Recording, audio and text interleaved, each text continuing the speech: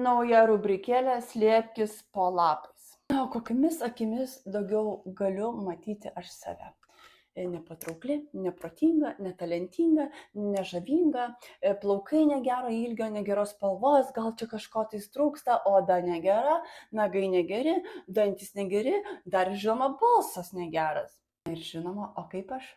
Noriu, kad mane matytų kiti žmonės, kad esu sumani, linksma, šmaikšti, talentinga, žavinga, protinga ir visokia kitokia inga. Tai iš to susidaro įspūdis, mano akys blogai tiesiog veikia. Akys blogai veikia ir pasirodo, kad čia tikrai jokie akiniai nepadės, kaip kažkas tai iš komentatorių sakė, gal tu jau žiūronus geriau kokius užsidėk.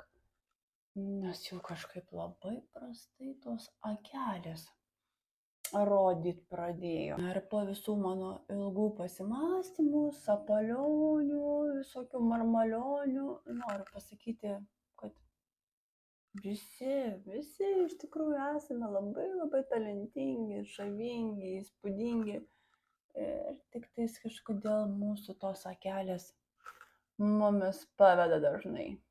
Na, o jeigu kažkas tai tau sakys, kad tu esi labai graži, labai faina, labai talentinga, o tu manai kitaip, tai žinoma, visą laiką gali jam pasakyti, kad jis kažkaip tai čia netaip mato, kad visgi taip, aš esu labai bloga, aš esu labai nefaina, labai netalentinga, labai, žodžiu, vargšė.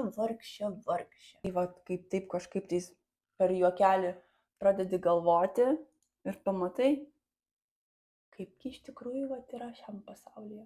Man atrodo, kad iš tikrųjų reta moteris, kuri viena kitai galėtumėm pasakyti, kad iš tikrųjų esam, nežinau, negražios, nepatrauklios, neprotingos ir visa kita. Tai kažkaip ta moteriška logika labai sudėtingai veikia ir kartais keista norėti, kad dar ir vyrai suprastų mūsų galveles, kai mes pačios savo prieštaraujame.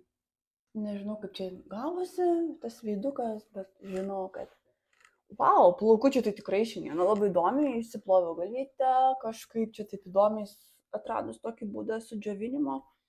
Tai ką, pasiruošusi į darbus ir tikiuosi, kad greitai susitiksime kažkur.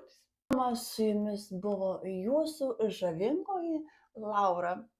Per veidrodį gal matau save ne taip, bet per kamerą tai matau save labai gerai.